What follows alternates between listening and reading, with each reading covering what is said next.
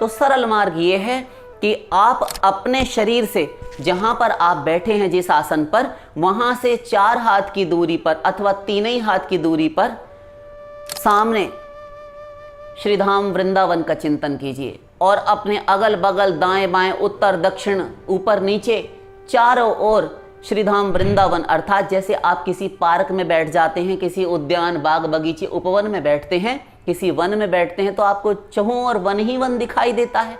कहीं पक्षियों का झुंड कलरव कर रहा है, कहीं कोई तड़ाग, पोखरा, कोई जलाशय है, कोई सरोवर है। ऐसे ही आप श्रीधाम वृंदावन की एक झांकी तैयार कीजिए। अथवा ये भी नहीं हो पाता तो आप इतना चिंतन कीजिए कि एक वेदी है, आपने देखा होगा पीपल इत्यादि वृक्ष के चारों एक चबूतरा सा बना होता है ना, उस प्रकार उस पीपल के मध्य में सांसारिक चीजों को, सांसारिक वस्तुओं का अवलंबन ले लेकर वृंदावन का भाव बनाइए। इतनी सरल साधना है। तो उस पीपल के मध्य में, पीपल के स्थान पर अपनी भावना से, अपनी मनः कल्पित मानसिक कल्पना से एक दिव्य श्रीधाम में एक दिव्य कल्प वृक्ष का चिंतन कीजिए उस वेदी के चहुं ओर, और उस वेदी को अपनी आत्मकल्पना से सुंदर सुदृढ़ संगमरमर का बनाइए। पहले आपसे पहल नहीं बनने लगेगा क्या, तो आप एक संगमरमर मार्बल अथवा कोई भी इटालियन मार्बल हो सकता है, मकराना मार्बल हो सकता है, या करारा मार्बल हो सकता है। अनेकों प्रकार के मार्बल, संगमरमर की किस्में हैं। तो आप उसकी वेदी अनुभव कीजिए, अपने सामने कल्पना कीजिए। उसके मध्य में एक दिव्य कल्प वृक्ष है और उस कल्प वृक्ष के नीचे उस वेदी पर एक सिंहासन की कल्पना कीजिए, मणिमय सिंहासन, जो सुगंधित स्वर्ण का, अग्नि विशुद्ध स्वर्ण का बना हुआ है, उससे निर्मित है। ब्रह्मा जी ने अपनी पूरी बुद्धि लगाकर बनाया। ध्यान दीजिए, ब्रह्मा जी की बुद्धि से बनाया हुआ कह रहे हैं, किंतु गोलोक में ब्रह्मा जी की बुद्धि से बनाया हुआ कुछ नहीं होता। वहां सब कुछ चिन्मय है और सच्चिदानंदमय है। सब कुछ राधा कृष्ण के समान ही है। वहां का एक पत्ता, एक पुष्प भी राधा कृष्ण के ही समान है। सब कुछ श्री कृष्ण ही बनते हैं, योग माया से अथवा माया से नहीं बनाते। ब्रह्मा जी का तो कला कौशल सब वहां पर फेल है, माया भी नहीं रचती। जैसे ये 14 लोक त्रिलोक माया ने रचे हैं ना, वहां नहीं है, वहां केवल श्री कृष्ण ने रचा है, वही सब कुछ बनते हैं। रचा क्या है? तो अपने तो साधकों को जो कनिष्ठ हैं उनके लिए ये साधना है कि वो पहले अपनी कल्पना से बनाएं, आत्मकल्पना, मनः कल्पना से, और उस सिंहासन के ऊपर प्रियालाल श्री राधा रानी को, कभी अकेले श्री कृष्ण को, ठाकुर जी को, अथवा कभी दोनों को समवेत एक साथ बैठा हुआ देखे। वे परस्पर एक दूसरे को भी देख रहे हैं, कभी कभी अपने अमृतवर्षी नेत्रों से मुझे भी निहार रहे हैं, और फिर वे एक दूसरे को भी नहीं देख रहे, वो केवल मुझे ही देख रहे हैं, मानो वे प्रेम से मुझे पी जाएंगे। इतना प्रेम है उनका। राधा रानी ने अपना आंचल संभाल रखा है और लज्जा से कुछ उनके नेत्र सलज्ज होकर थोड़ी तिरछी चितवन है, और वो घूंघट को, अपने आंचल को, अंचल से उन्होंने मुख आधा आधा लगभग ढक रखा है। श्री कृष्ण उनको बार बार तंग कर रहे हैं। एक हाथ में उनके मुरली है, एक हाथ से राधा रानी का कर कमल उन्होंने पकड़ रखा है। प्रियालाल मेरे सामने बैठे हैं। अष्ट महासखियां, मंजरियां, लवंग मंजरी, मंजुलाली मंजरी, ये समस्त जो मंजरियां हैं ये राधा रानी की निज सखी हैं, पाल्य दासियां हैं। वे ऐसा मानती हैं, मंजरियां मानती हैं। राधा रानी किसी को, वहां कोई दासी पद है नहीं। वे इस अभिमान में रहती हैं कि हम राधा रानी की पाल्य दासी हैं। तो वे मंजरियां भी खड़ी हैं। अष्ट महासखियां, ललिता जी, विशाखा जी, चंपकलता, इंदुलेखा, ये सारी सखियां हैं। कोई चंवर डुला रही हैं, कोई व्यजन बीजना कर रही हैं, पंखा डुला रही हैं, कोई इत्र और गुलाब जल की झारी लिए हुए खड़ी हैं, और बार बार कुछ कुछ फूहियाँ, कुछ कुछ बिंदुएं उनके ऊपर बरसा देती हैं। कोई राधा रानी के वस्त्र ठीक कर रही हैं।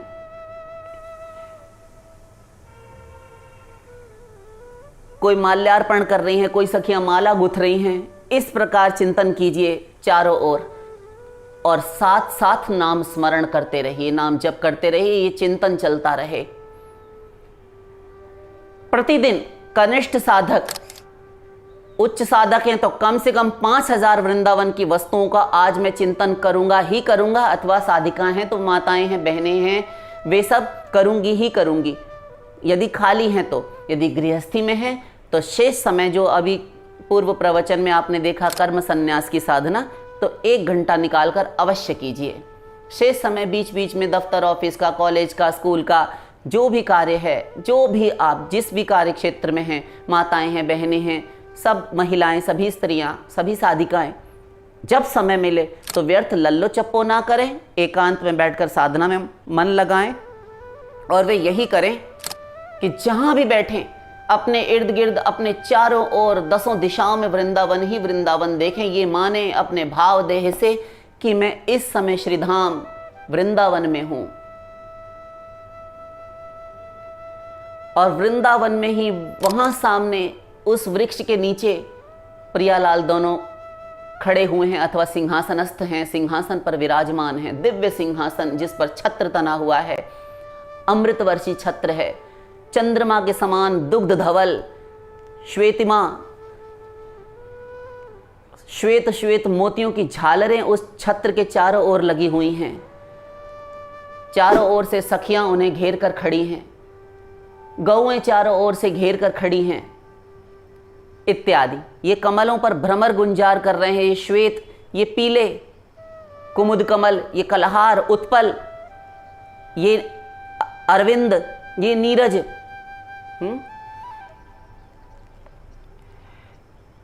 ये नील कमल, ये समस्त प्रकार के कमल, ये अरुणिम कमल, ये लाल रंग रक्त वर्ण के कमल, ये श्वेत कमल, ये सारे के सारे कमल खिले हुए हैं कुंड में। उन कमलों के ऊपर भंवरे गुंजार कर रहे हैं, भ्रमरावली, भंवरों की पंक्तियां झुंड की झुंड मिलकर टूटी पड़ती हैं उनके पद्म पराग को ग्रहण करने के लिए, चूषण करने के लिए। ये हंस बैठा हुआ है, कुछ बोल रहा है, राधे राधे रट रहा है। दिव्य वृंदावन की बात कर रहे हैं हम। भावदेह से आप जाइए, प्रतिदिन यहाँ बैठे हैं और आप वृंदावन में बैठे हैं, देखिए हंस को। 2-4 हंस और आ गए, वे पंख झल रहे हैं अपने और तैर रहे हैं राधा कुंड के जल में। कभी नौका विहार का चिंतन कीजिए, कभी वर्षा ऋतु आ गई, षड ऋतुवन है, एक क्षण में वर्षा, एक क्षण में शीतल, एक क्षण में हल्की सी धूप घाम, सब एक साथ उपस्थित रहती हैं, सेवा करती हैं षड ऋतुएं वृंदावन में, श्रीधाम वृंदावन में। हम दिव्य वृंदावन की बात कर रहे हैं, बार बार कह रहे हैं।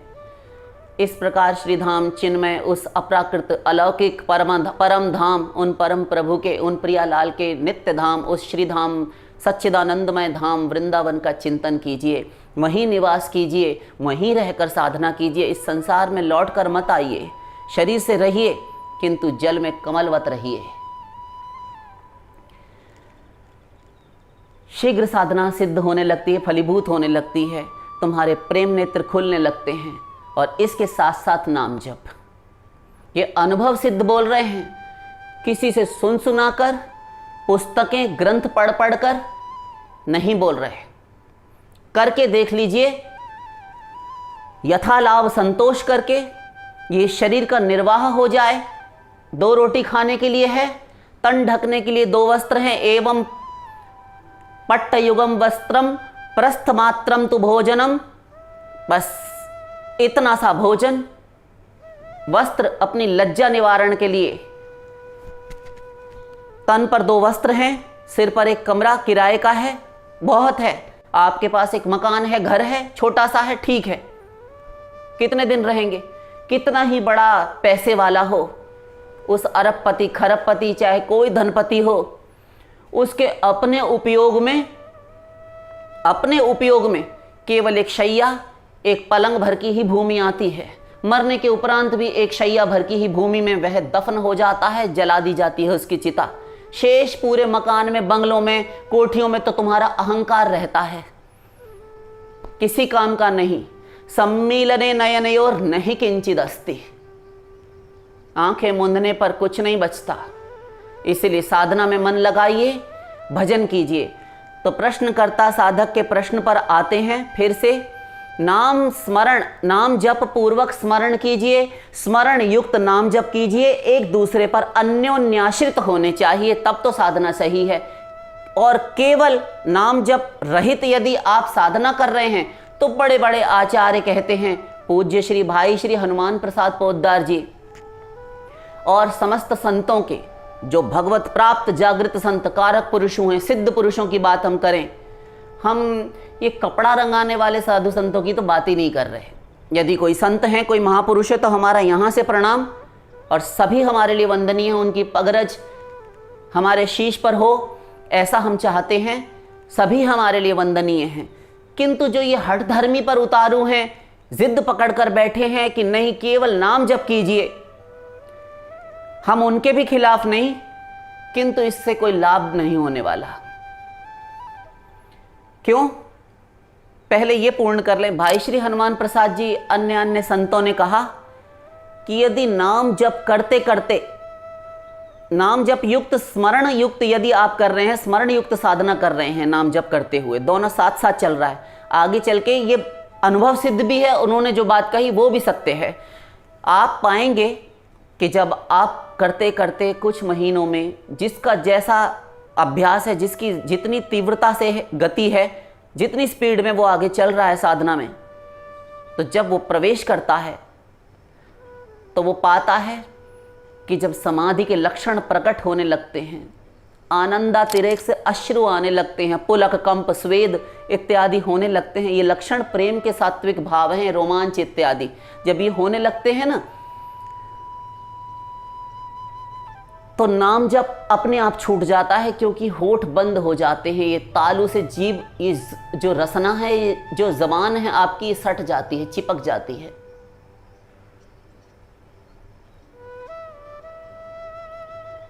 जो अभिसमः काय शिरोग्रीवम धारयन् न चल स्थिरम, ये श्री कृष्ण कह रहे थे, काया को समान करके बैठो।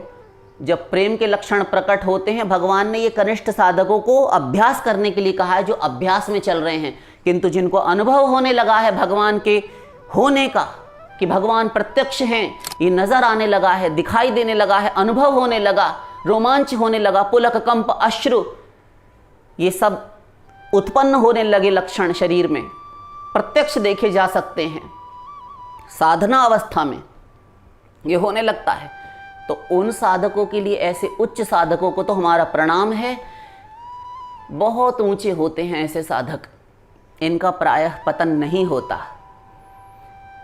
तो जब इस अवस्था में प्रवेश करते हैं तो अनुभव सिद्ध बता रहे हैं आपको, नाम जप सहज छूट जाता है, छोड़ना नहीं पड़ता, वह भी नहीं छोड़ता, छोड़ना चाहता नहीं, जपते हुए बैठता है। जब प्रथम आकर फिर बैठेगा नियम से तो जपेगा धीरे धीरे, क्योंकि प्रेम हृदय में आ चुका है ना, स्वरूप शक्ति उतनी मात्रा में आ चुकी है साधना की लिमिट के अनुसार।